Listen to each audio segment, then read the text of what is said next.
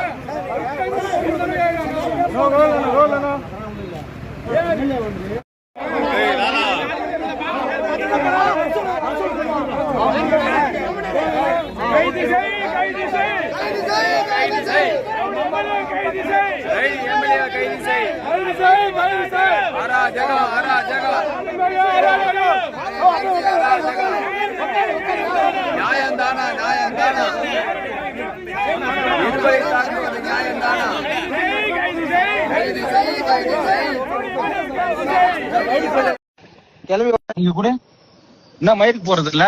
Hello, ஏய் ஏன்னா போறது இல்ல? நான் அது 360 பாலிடிக்ஸ் அந்த இது மாதிரி தனி பாலிடிக்ஸ் மாதிரி கிடையாது. இது பாலிடிக்ஸ் மாதிரி இல்ல இது. ஆனா நீ பண்ண மிஸ்டேக் தான் இது. நான் என்னன்னா பண்ணேன்? நீ என்ன மயிருக்கு வந்து என்கிட்ட கேட்ட இன்டர்வியூ கேட்ட எதுக்குடா என்கிட்ட கேட்ட? நீ மூடி இன்ஸ்டால போட்டு எனக்கு கொலை பண்றா மயிராண்டி பண்றேன் பாய். மயிரெல்லாம் பண்ணிட்டு என்ன நான் என்ன பண்ண? மயிறு வேற வைக்க பேசுறேன் நீ. அவன் ஏழு கால் பண்ண அவன கம்பா என்ன இதுவா இது பண்ணுகிற நீங்க?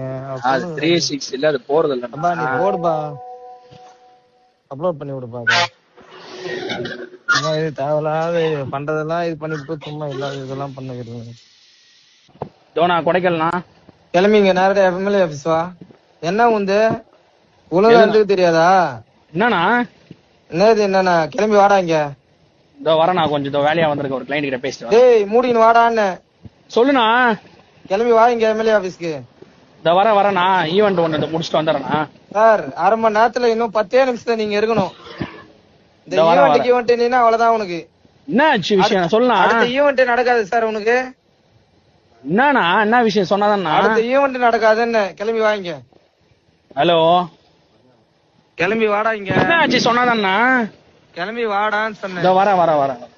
இதனைத் தொடர்ந்து பத்திரிகையாளரை தாக்கிய சோளிங்கர் சட்டமன்ற உறுப்பினர் கபிலன் மீது நடவடிக்கை எடுக்க வேண்டும் என்று பத்திரிகையாளர் ஆற்காடு பேருந்து நிலையத்தில் ஆர்ப்பாட்டம் நடத்தினர். பெரிய பரபரப்பை ஏற்படுத்தி வருகிறது. செய்தியாளரை தாக்கிய எம்எல்ஏ கபிலனை கண்டித்து ஆற்காட்டில் ராணிப்பேட்டை பிரஸ் அசோசியேஷன் கபிலனை கண்டித்து நாங்கள் ஆர்ப்பாட்டம் செய்ய வந்திருக்கின்றோம். ஆர்ப்பாட்டம் இது ஆர்ப்பாட்டம், பத்திரிகையாளர்களின் ஆர்ப்பாட்டம். ஆர்ப்பாட்டம் இது ஆர்ப்பாட்டம், பத்திரிகையாளர்களின் ஆர்ப்பாட்டம். கண்டிக்கின்றோம் கபிலனை கண்டிக்கின்றோம்